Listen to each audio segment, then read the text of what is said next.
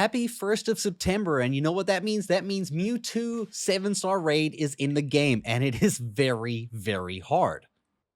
All you have to do is connect to the internet, and this will update your game and put the raid in your game and allow you to find it in the raid battles online. You have up until the 17th of September to beat this raid, and you can only catch one Mewtwo, so those are the rules.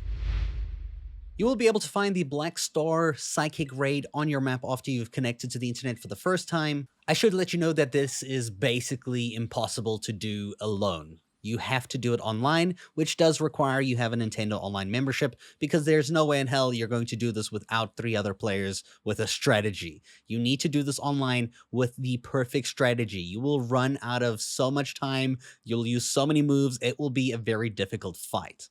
You're going to need 2 types of Mews on your team. You're going to need support Mews. You're going to need offensive Mews. So like ones that are going to help heal the team, and then ones that are going to help damage Mewtwo, because Mewtwo likes to use a certain move over and over again. And this is the move Calm Mind, and it will use this almost every single turn, which means it's going to raise its special attack by 1, and it's going to raise its special defense by 1, which means you need certain types of moves to lower that. For Dark-type Tera Mews, you're going to use the move Snarl. For Bug-type Tera Mews, you're going to use Struggle Bug. As you can see people in my party using Struggle Bug. Both of these moves do damage as well as lower the special attack of the enemy by 1 stage, which in essence removes the attack buff from Mewtwo. And if we use 2 of them every round, Mewtwo's special attack gets lowered every single time until eventually Mewtwo's attacks basically do nothing, which keeps us very much alive and helps the support Pokemon heal us as needed. So I highly recommend you have the move Snarl or Struggle Bug on your moveset, because you're going to need it. Now, in our instance, we actually didn't have anything to deal with Mewtwo's special defense being raised, so we actually ended up having to fight Mewtwo this whole raid with Mewtwo having a maxed out special defense. So I highly recommend bringing Acid Spray as well, so that you can lower the special defense of Mewtwo at stages where you don't need to use Snarl or Struggle Bug anymore, so that you're able to actually defeat it a lot quicker, because we went straight down to the timer on this one and we were just lucky to beat it. I in fact used almost all my PP of all my attacking moves to beat this Pokemon.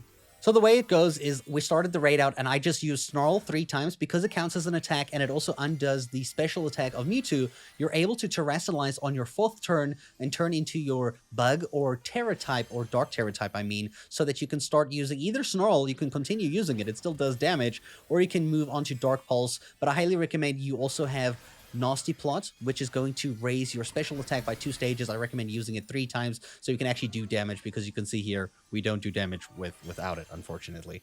So before I dive into the moveset that I managed to beat Mewtwo with this team that worked really well together with all the Struggle Bugs, all the Leech Lives, all the light screens and stuff to keep us alive, we needed all of those moves and we needed all of those unique types of Pokemon to save us in this battle.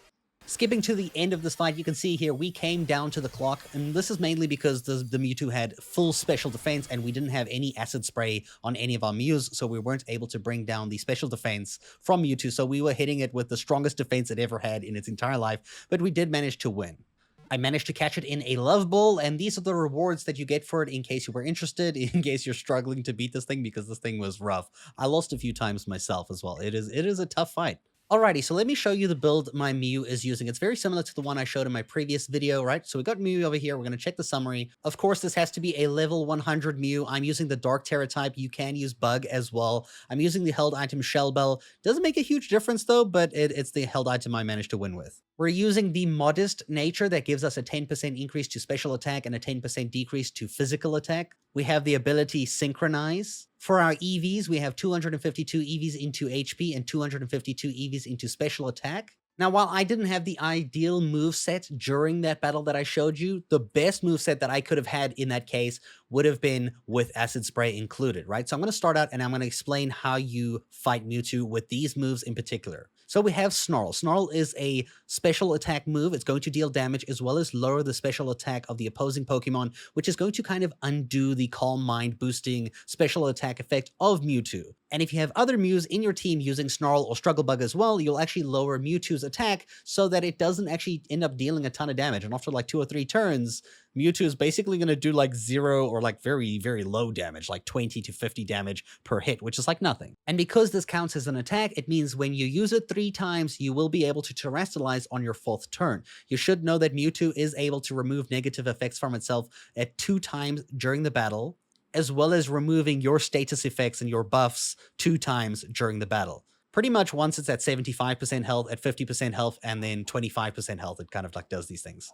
For the next move we have here is Acid Spray. Acid Spray is going to harshly lower the special defense of the target. If you feel like a lot of your teammates are using Struggle Bug and Snarl, it's probably actually best for you to use Acid Spray as well, so that you can lower the special defense of Mewtwo, because not only does it raise its special attack when it uses Calm Mind, it also raises its special defense. In our case, Mewtwo had a freaking maxed out special defense, which made it very, very hard to deal damage to it.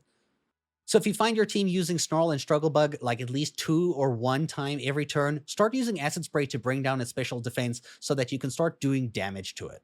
Once you've terrestrialized, you're most likely going to want to use Nasty Plot 3 times so you can get your special attack up to the maximum, which is 6 boosts. Nasty Plot increases it 2 times every single time you use it. So your special attack is going to increase your...